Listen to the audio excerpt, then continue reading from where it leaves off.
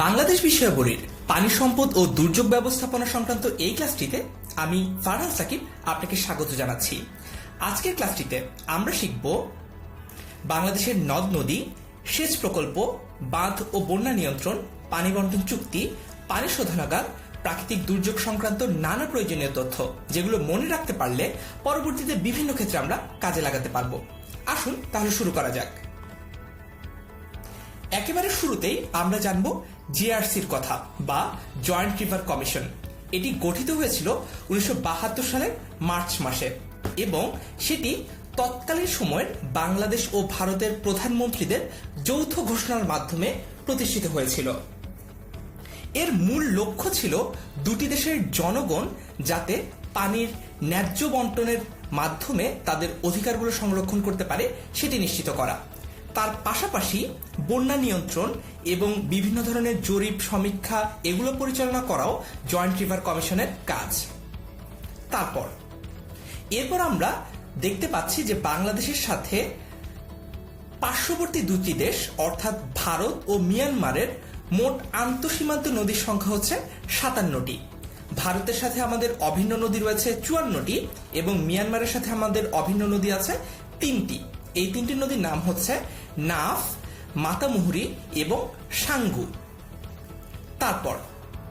এরপর আমরা জানব বাংলাদেশ নদী গবেষণা ইনস্টিটিউট তার কথা। বাংলাদেশ নদী গবেষণা ইনস্টিটিউট বা আরআরআই এটি বাংলাদেশের একটি গবেষণা প্রতিষ্ঠান যা প্রধানত বাংলাদেশের বন্যা নিয়ন্ত্রণ, নদীর নাব্যতা রক্ষা ও পাললিকীকরণ, সেচ ব্যবস্থা এবং নদীর তীর সংরক্ষণের কাজে জরিপ পরিচালনা করে। তার পাশাপাশি জরিপের পরবর্তীতে ব্যবস্থা গ্রহণও তারা করে থাকে। এটি ফরিদপুরের ভাঙ্গায় অবস্থিত। প্রতিষ্ঠানটি গণপ্রজাতন্ত্রী বাংলাদেশ সরকারের পানি সম্পদ মন্ত্রণালয়ের অধীনস্থ একটি সংস্থা। নদী গবেষণা ইনস্টিটিউট 3টি বিভাগের সমন্বয়ে গঠিত। 1. Hydraulic research, 2. জিওটেকনিক্যাল রিসার্চ এবং 3. অর্থ ও প্রশাসন পরিদপ্তর। বাংলাদেশ থেকে ভারত ও পুনরায় ভারত থেকে বাংলাদেশে ফিরে আসা নদীর সংখ্যা হচ্ছে 4টি। এই 4টি নদীর নাম হচ্ছে আত্রাই, মহানন্দা, ট্যাঙ্গন এবং পুনর্ভবা। ট্যাঙ্গন, পুনর্ভবা, আত্রাই, মহানন্দা বাংলাদেশের উত্তরাঞ্চল রাজশাহী রংপুর বিভাগের দিকের নদী। নদীগুলো ভারতের পশ্চিমবঙ্গে প্রবেশ করে আবার বাংলাদেশে প্রবেশ করেছে। আশা করি এই তথ্যগুলো আমরা মনে রাখতে পারব। এরপর আমরা বিভিন্ন নদীর উপনাম সম্পর্কে জানব, অর্থাৎ কিছু কিছু নদী আছে যাকে আমরা অন্য নামেও চিনি। এই নামগুলো কি সেগুলো সম্পর্কে আমরা জানব, যেগুলো কিনা বিভিন্ন পরীক্ষার জন্য খুবই গুরুত্বপূর্ণ। প্রথমেই আমরা দেখতে পাচ্ছি কুমিল্লার দুঃখ। কাকে বলা হয়? কুমিল্লার দুঃখ বলা হয় গোমতী নদীকে, কারণ গোমতীর বিশাল জলরাশি তার আশপাশের গ্রামাঞ্চলগুলোকে ভাসিয়ে নিয়ে যেত। তবে এখন এই নদীটি আগের মতো আর ততটা উন্মত্ত নেই। পশ্চিমা বাহিনীর নদী, এটি বলা হয় বিল ডাকাতিয়াকে। তবে উল্লেখ্য যে বিল ডাকাতিয়া এবং ডাকাতিয়া নদী দুটি কিন্তু একই নয়। ডাকাতিয়া নামের যে নদীটির কথা আমরা মাত্রই বললাম সেটি হচ্ছে কুমিল্লার চাঁদপুরে অবস্থিত, আর অন্যদিকে বিল ডাকাতিয়া বাংলাদেশের পশ্চিমাঞ্চল খুলনায় অবস্থিত। এরপর আমরা দেখতে পাচ্ছি পশ্চিমাঞ্চলের জীবন হিসেবে আমরা অভিহিত করি গড়াই নদীকে। বাংলার দুঃখ বলতে আমরা চিনি দামোদর নদকে। দামোদর নদ ভারতের পশ্চিমবঙ্গের একটি নদ। এটি গঙ্গার শাখা হুগলি নদীর উপনদী। এর উৎপত্তি ভারতের ঝাড়খণ্ডে। প্রতি বছর বর্ষায় অনেক ক্ষয়ক্ষতি হয় পশ্চিমবঙ্গে এই দামোদর নদের মাধ্যমে, তাই একে বাংলার দুঃখ বলা হয়। চট্টগ্রামের দুঃখ বলা হয় চাকতাই খালকে। একসময় উন্মত্ত এই চাকতাই খাল এখন মৃত খালে পরিণত হয়েছে। যদিও অবৈধ দখল, বর্জ্য নিষ্কাশনের অব্যবস্থাপনার কারণে আজের এমন দুর্দশা। তবে একসময় এই চাকতাই খাল ব্যবসা বাণিজ্যের একটি প্রাণকেন্দ্র ছিল বটে। বাংলার সুয়েজ। বাংলার সুয়েজ বলা হয় গাবখান নদীকে। কৃত্রিম একটি জলপথ যা সুগন্ধা ও বিষখালী নদীকে সংযুক্ত করেছে, তাই একে সুয়েজ খালের সাথে তুলনা করা হয়। সুয়েজ খাল হচ্ছে ভূমধ্যসাগরের সাথে লোহিত সাগরের যে সংযোগস্থল সেটি। তারপর আমরা দেখতে পাচ্ছি বাংলাদেশের প্রধান নদী বন্দর হিসেবে আমরা চিনি নারায়ণগঞ্জকে, এবং বাংলাদেশের বিদ্যুৎ উৎপাদনের সক্ষম নদী হিসেবে আমরা চিনি কর্ণফুলী নদীকে। এখন আমরা দুইটা টার্ম সম্পর্কে একটু জেনে নিব, যে দুটো টার্ম অনেকের কাছে অপরিচিত। এই দুটি হচ্ছে সিকস্তি আর পয়স্তি। এখন অবশ্যই প্রশ্ন আসতে পারে মাথায় যে এটা আবার কি ব্যাপার, সিকস্তি আর পয়স্তি। অবশ্যই অপরিচিত মনে হতেই পারে, কারণ দুটি শব্দই হচ্ছে ফার্সি শব্দ। সিকস্তি এর অর্থ হচ্ছে নদীতে জমি ভেঙে যাওয়া, আর পয়স্তি এর অর্থ হচ্ছে নদীতে ভেঙে যাওয়া জমি পুনরায় চর জমি হিসেবে উত্থিত হওয়া। 1950 সালের রাষ্ট্র অধিগ্রহণ ও প্রজাতন্ত্র আইনের 86 নং ধারায় বলা হয় যে সিকস্তি ভূমি 20 বছরের মধ্যে পয়স্তি হলে, অর্থাৎ পুনরায় আবার জেগে উঠলে, পূর্ব মালিক 4 বছরের বকেয়া খাজনা প্রদান করে জমির মালিকানা ফেরত পাবেন। আশা করি শর্তটি আপনারা বুঝতে পেরেছেন। তবে 1994 সালের 13 জুলাইয়ের আইন অনুযায়ী 30 বছরের মধ্যে পয়স্তি হলে পূর্বের মালিক যদি 60 বিঘার বেশি মালিক হন, তাহলে সে আর জমিটি ফেরত পাবেন না। তবে সে যদি 60 বিঘার কম হয়, তাহলে 60 বিঘা থেকে যতটুকু জমি প্রয়োজন ততটুকুই জমির মালিক পাবেন, বাকিটুকু খাস জমিতে পরিণত হবে। আশা করি আইনের এই শর্তগুলো আপনাদের কাছে পরিষ্কার। তারপর এখন আমরা প্রধান প্রধান নদ নদীগুলোর উৎপত্তি স্থল সম্পর্কে জানবো, এবং তার পাশাপাশি ছবিগুলো আমরা দেখে নিতে পারি উৎপত্তি স্থলের। প্রথমেই আমরা জানবো পদ্মা নদীর উৎপত্তি স্থল। পদ্মা নদীর উৎপত্তি স্থল হচ্ছে হিমালয় পর্বতের গঙ্গোত্রী হিমবাহ। এইখানে আমরা সেটি ছবি দেখতে পাচ্ছি। পদ্মা হিমালয়ের গঙ্গোত্রী হিমবাহ থেকে উৎপন্ন গঙ্গা নদী রাজশাহী জেলা দিয়ে বাংলাদেশ প্রবেশ করে। তারপর নদীটি পদ্মা নাম ধারণ করে। গঙ্গার অন্য শাখাটি ভাগীরথী নামে ভারতের হুগলির দিকে প্রবাহিত হয়। উৎপত্তি স্থল থেকে 2200 কিলোমিটার দূরে গোয়ালন্দে যমুনা নদীর সাথে মিলিত হয়ে মিলিত প্রবাহ পদ্মা নামে আরো পূর্ব দিকে চাঁদপুর জেলায় মেঘনা নদীর সাথে মিলিত হয়েছে। সবশেষে পদ্মা মেঘনার মিলিত প্রবাহ মেঘনা নাম ধারণ করে দক্ষিণ বঙ্গোপসাগরে মিলিত হয়েছে। আশা করি পদ্মার উৎস এবং গতিপথ সম্পর্কে আমরা একটা স্পষ্ট ধারণা পেয়েছি। এরপর আমরা জানব ব্রহ্মপুত্র বা যমুনার উৎস সম্পর্কে। এর উৎস হচ্ছে তিব্বতের হিমালয়ের কৈলাসের মানস সরোবরে। এই যে এখানে আমরা ছবিটি দেখতে পাচ্ছি। ব্রহ্মপুত্র ও যমুনা নদী সম্পর্কে আমাদের যেটি জানা দরকার সেটি হচ্ছে এই ব্রহ্মপুত্র নদ ও যমুনা নদী মূলত কৈলাসের মানস সরোবরে উৎপন্ন হওয়ার পরে সেটি বাংলাদেশে প্রবেশ করেছে, এবং বাংলাদেশে সেটি প্রবেশ করেছে কুড়িগ্রামের ভেতর দিয়ে। ময়মনসিংহের দেওয়ানগঞ্জের কাছে ব্রহ্মপুত্র দক্ষিণ পূর্ব দিকে বাঁক নিয়ে ময়মনসিংহ জেলার মধ্য দিয়ে প্রবাহিত হয়ে ভৈরব বাজারের দক্ষিণে মেঘনায় পতিত হয়েছে।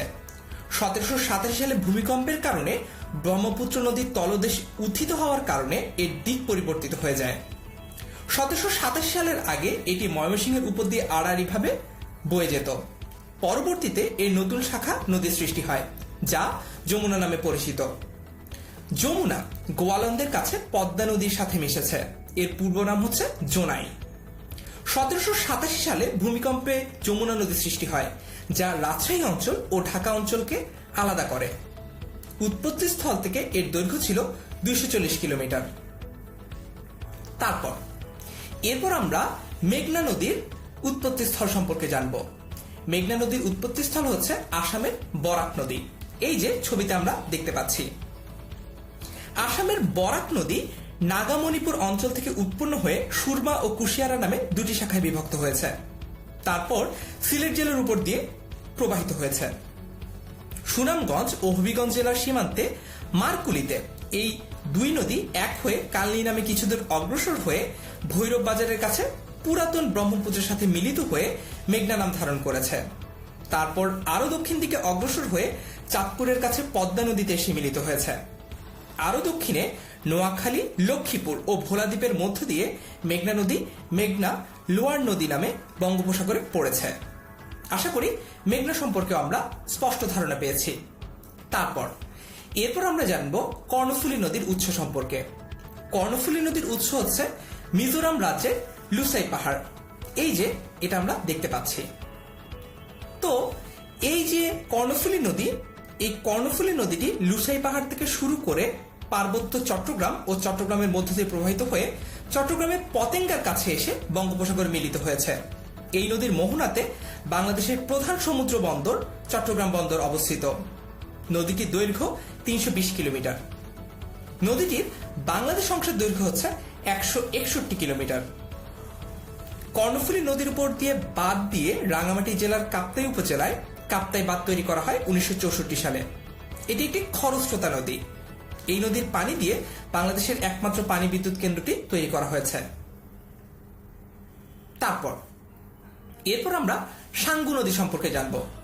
সাঙ্গু নদীর উৎপত্তি স্থল হচ্ছে আরাকান পর্বত, যেটি মিয়ানমারে অবস্থিত। সাঙ্গু নদী চট্টগ্রাম ও আরাকানের সীমান্ত রেখা রচনা করেছে। বান্দরবান জেলা ও দক্ষিণ চট্টগ্রামের উপর দিয়ে প্রবাহিত হয়ে এটি বঙ্গোপসাগরে গিয়ে মিশেছে। এরপর সবশেষে আমরা তিস্তা নদীর ব্যাপারটি দেখব। তিস্তা এর উৎপত্তিস্থল হচ্ছে সিকিমের পার্বত্য অঞ্চল, যেটি আমরা কিনা ছবিতে দেখতে পাচ্ছি। সিকিম হিমালয়ের 7200 মিটার উচ্চতায় অবস্থিত চিতামু হ্রদ থেকে এই নদীটি সৃষ্টি হয়েছে। এটি দার্জিলিং এ অবস্থিত শিবক গোলা নামে পরিচিত একটি গিরি সংকটের মধ্য দিয়ে প্রবাহিত হয়েছে। দার্জিলিং পাহাড়ে তিস্তা একটি বন্য নদী এবং এর উপত্যকা ঘন বনে আচ্ছাদিত। পার্বত্য এলাকা থেকে প্রথম প্রবাহটি দার্জিলিং সমভূমিতে নেমে আসে এবং পরে পশ্চিমবঙ্গের সমভূমিতে প্রবেশ করে। নদীটি নীলফামারী জেলার কালীগঞ্জ সীমান্ত এলাকা দিয়ে বাংলাদেশে প্রবেশ করেছে। তিস্তা নদীর পানি বন্টন নিয়ে বাংলাদেশ এবং ভারতের মধ্যে এখনো সমঝোতা হয়নি। আশা করি প্রধান প্রধান নদ নদীগুলোর উৎপত্তি স্থল সম্পর্কে আমরা একটা স্পষ্ট ধারণা পেয়েছি। তার সাথে সাথে নদীগুলোর গতিপথ আমরা বুঝতে পেরেছি। তারপর এখন আমরা সংক্ষেপে বাংলাদেশের বৃহত্তম, দীর্ঘতম ও প্রশস্ততম নদীগুলো সম্পর্কে জেনে নেব, যেগুলো অনেক সময় অনেক পরীক্ষা প্রশ্ন হিসেবে আসে। বাংলাদেশের দীর্ঘতম নদী হচ্ছে মেঘনা। দীর্ঘতম নদ হচ্ছে ব্রহ্মপুত্র। আমরা অনেক সময় ব্যাপারটা গুলিয়ে ফেলি। দীর্ঘতম নদ এর অপশনে আমরা যদি মেঘনা দেখি, তাহলে দ্রুততার সাথে অপশন পূরণ করতে গিয়ে অনেক সময় ভুলে মেঘনা দাগিয়ে দেই, কিন্তু দীর্ঘতম নদ হবে ব্রহ্মপুত্র। বৃহত্তম নদী এটি হচ্ছে মেঘনা। খরস্রোতা নদী এটি হচ্ছে কর্ণফুলী, যার কারণটিতে আমরা দেখেছি যে এখানে একটি পানি বিদ্যুৎ কেন্দ্র স্থাপন করা হয়েছে। প্রশস্ততম নদী এটি হচ্ছে মেঘনা। দীর্ঘ পথ অতিক্রমকারী নদী এটি হচ্ছে ব্রহ্মপুত্র। সবচেয়ে নাব্য নদী এটি হচ্ছে মেঘনা। আশা করি সংক্ষেপে যে তথ্যগুলো আমরা জানলাম সেগুলো আমরা বুঝতে পেরেছি। তারপর এখানে আমরা বিভিন্ন নদীর শাখা নদী ও উপনদী সম্পর্কে জানব। তবে তার আগে প্রথমে জেনে নেওয়া দরকার যে শাখা নদী ও উপনদীর পার্থক্যটা কি, অর্থাৎ শাখা নদী কাকে বলা হয়, উপনদী কাকে বলা হয়। যে সকল নদী কোনো একটি উৎস থেকে উৎপত্তি হয়ে কিছু দূরত্ব অতিক্রম করে অপর একটি নদীতে পতিত হয়, তাকে সেই নদীর, অর্থাৎ যে নদীতে পতিত হয়েছে তার উপনদী বলে। যে সকল নদী ঝর্ণাধারা, হ্রদ, বরফগলিত স্রোত ইত্যাদি থেকে উৎপন্ন না হয়ে অন্য কোনো নদী থেকে উৎপন্ন হয় তাকে শাখা নদী বলা হয়। আশা করি শাখা নদী ও উপনদীর পার্থক্যটি আমরা বুঝতে পেরেছি। এখন আমরা পদ্মা, যমুনা ও ব্রহ্মপুত্র এই তিনটি প্রধান ও বড় নদী শাখা নদীগুলোর নাম জানব। পদ্মার শাখা নদী হচ্ছে মাথাভাঙা, কুমার, বড়াল, ভৈরব ও মধুমতি। যমুনার শাখা নদী হচ্ছে ধলেশ্বরী। ব্রহ্মপুত্র নদের শাখা নদী হচ্ছে বংশী, শীতলক্ষা, বানার, শ্রীকালী, সাতিয়া। এরপরে আমরা উপনদী সম্পর্কে জানব। মেঘনা নদীর উপনদী হচ্ছে ধনু, সোমেশ্বরী, কংস, গোমতী। ব্রহ্মপুত্র নদের উপনদী হচ্ছে তিস্তা, ধরলা, দুধকুমার, করতোয়া, আত্রাই। কর্ণফুলী নদীর উপনদী হচ্ছে হালদা, শাহনি, কাসালং, বোয়ালখালী। যমুনা নদীর উপনদী হচ্ছে করতোয়া, ধরলা, তিস্তা এবং সুবর্ণশ্রী। আশা করি উপনদী ও শাখা নদীগুলোর নাম আমরা মনে রাখতে পারব।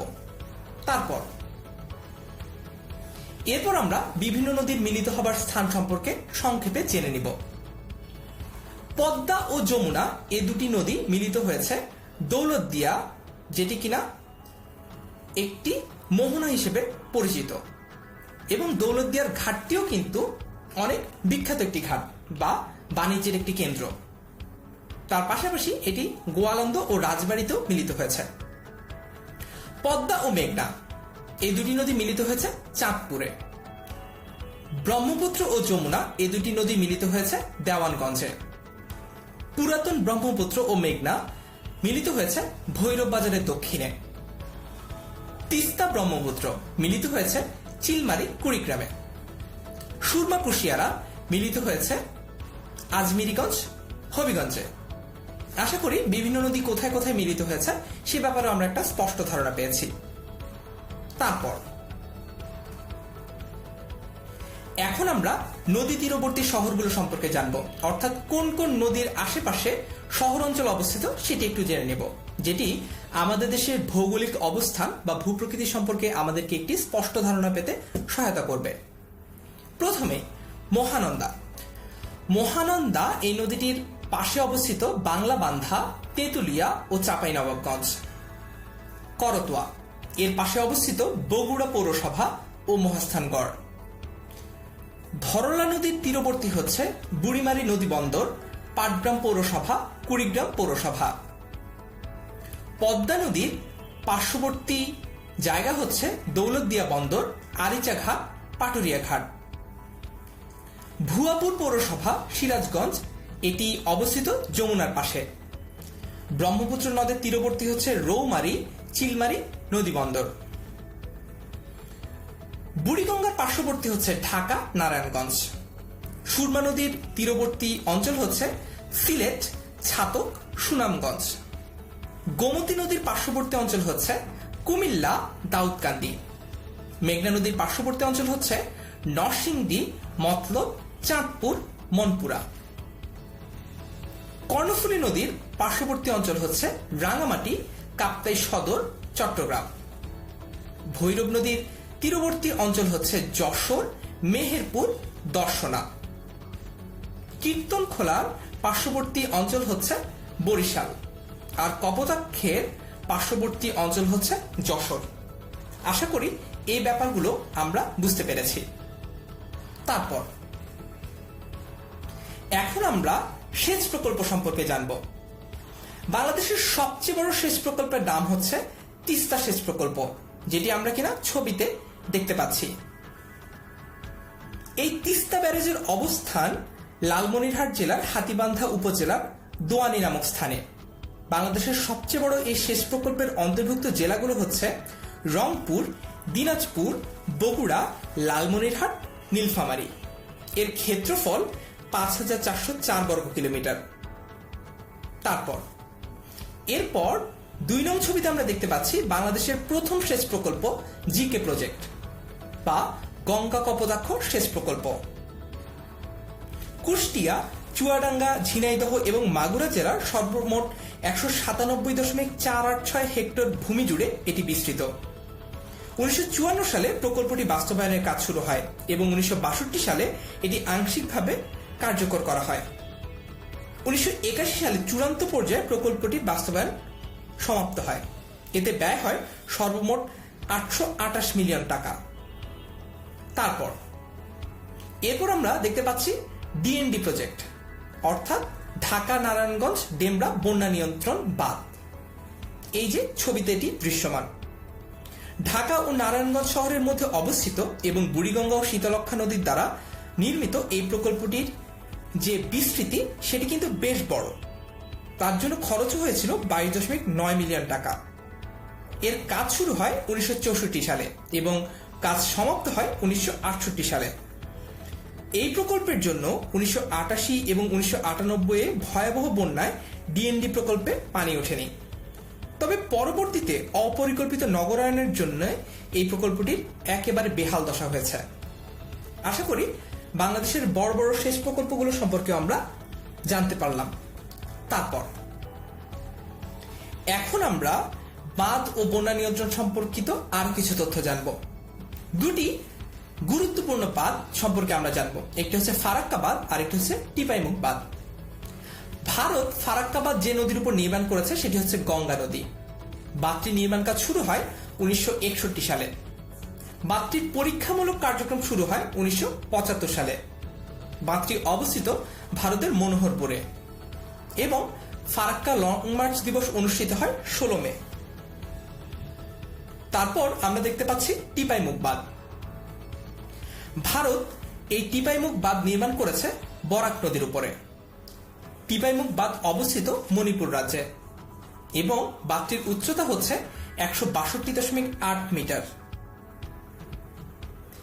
এই প্রসঙ্গে জেনে রাখা ভালো যে একটি বাঁধের মূলত দুই দিকেই তার প্রভাব পরিলক্ষিত হয়। প্রথমটি হচ্ছে বাঁধের উজানে আর দ্বিতীয়টি হচ্ছে বাঁধের ভাটিতে।